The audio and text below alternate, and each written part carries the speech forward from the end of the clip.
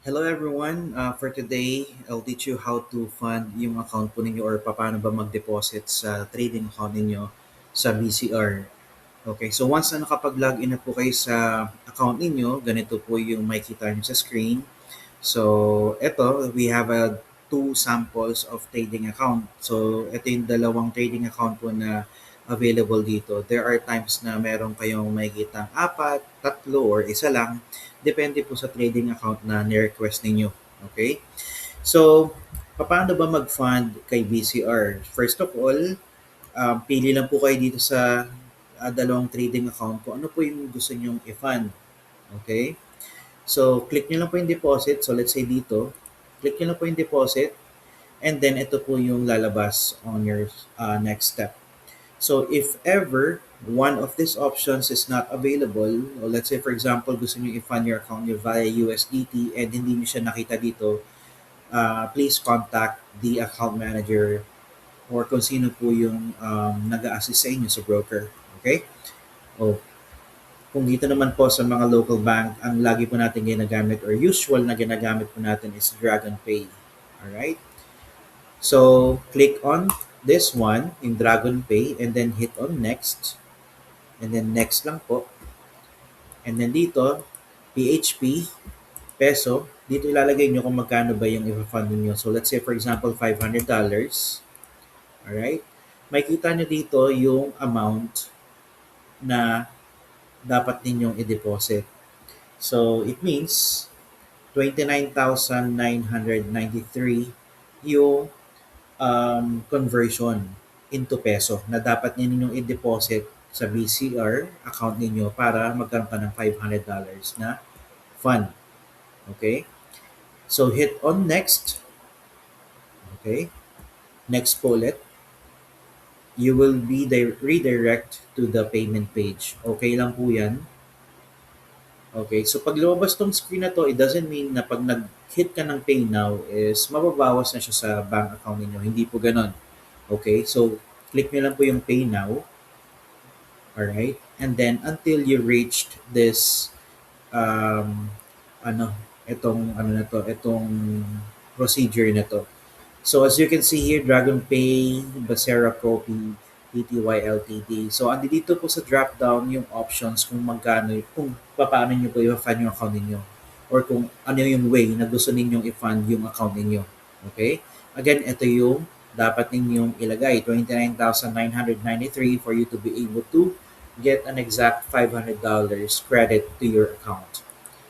Okay, so as you can see here, ito po yung mga options natin, Dragon Pay prepaid credits. Ito yung online banking natin, yung usual na ginagamit natin, no?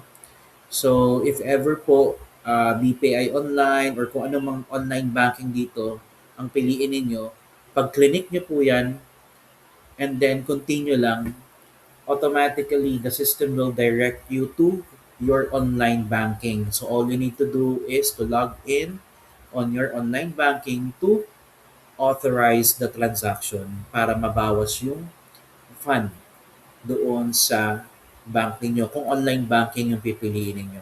Okay? Meron din tayo dito, as you can see here, may Maya tayo, no? Maya bills. And then kung over the counter po naman, ito yung mga options natin.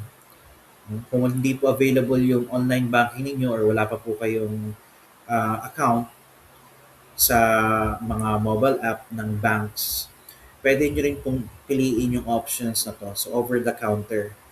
So, whichever of these banks po na piliin ninyo, let's say for example, Banco de Oro or BDO, pag clinic nyo po yan, ang mangyayari po niyan right after is the system will send you a details doon sa email address ninyo.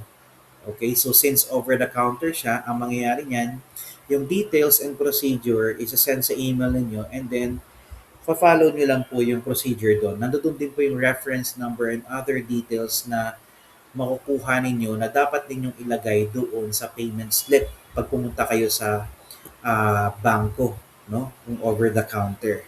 Alright?